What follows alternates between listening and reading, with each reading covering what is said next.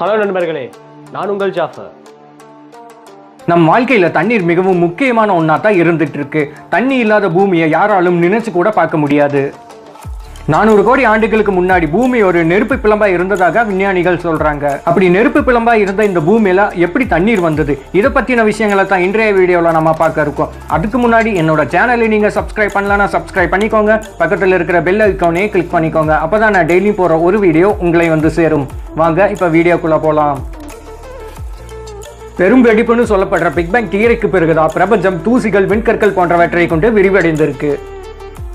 அப்பதான் சூரியனை மையப்படுத்தி நிறைய கோள்கள் சூரியனை சுத்த ஆரம்பிச்சிருக்கு. இது எல்லாத்துக்கும் தெரிஞ்ச விஷயம்தான். நமது பூமியானது 71% தண்ணீரால் தான் நிரம்பி இருக்கு. ஆனா பல கோடி ஆண்டுகளுக்கு முன்னாடி பூமி உருவாகிய போது பூமியில கடல் உருவாகி இருக்க வாய்ப்பே இல்லைன்னு விஞ்ஞானிகள் சொல்றாங்க. என்னடா பூமியில கடல் இல்லையான்னு உங்களுக்கு ஒரு கேள்வி வரலாம். ஆனா தண்ணீர் பூமியில உருவானதற்கு எந்த ஒரு சாத்தியக்கூறும் இல்லைன்னு தான் ஆராய்ச்சியாளர்கள் சொல்றாங்க.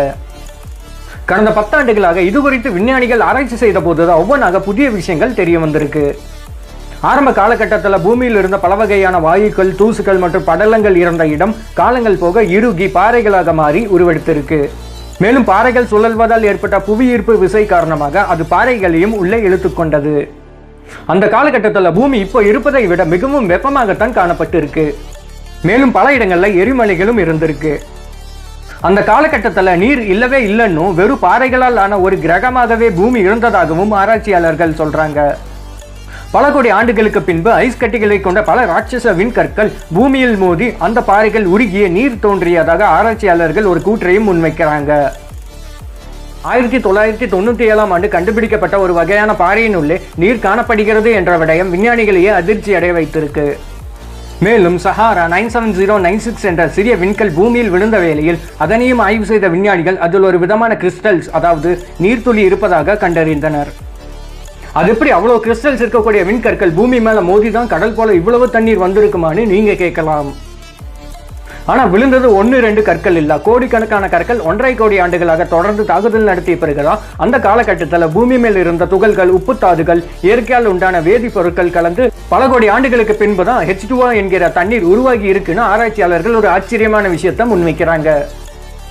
மேலும் தண்ணீர் கடலாக உருவானதுக்கு பிறகுதான் சிங்கிள் செல்லுலர், அதாவது ஜீன் உருவாகி இருக்குன்னு சொல்றாங்க. ஒட்டுமொத்தமாக பார்த்தால் நாம் ஏலியன்கள் என்று யாரை சொல்கிறோமோ அவர்கள் தான் நாம் என்று சொல்லும் அளவிற்கு இந்த பூமி உள்ளது என்பதுதான் பிரமிப்பாக உள்ளது. பூமியில் உள்ள பல விஷயங்கள் பூமிக்கு சொந்தமானவை அல்ல என்றும் அது வேறு கிரகத்தில் இருந்து வந்தவை தான் என்பது மெல்ல மெல்ல நிரூபணமாகி இருக்கு என்பதுதான் சொல்லப்படாத உண்மை.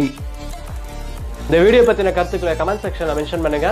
மேலும் எந்த மாதிரி வீடியோ வேணும் அப்படிங்கறதையும் கமெண்ட் செக்ஷன்லயே மென்ஷன் பண்ணுங்க. அந்த மாதிரி வீடியோ போடுறதுக்கு நான் ட்ரை பண்றேன். அது வரைக்கும் உங்கள் ஜாஃபர்.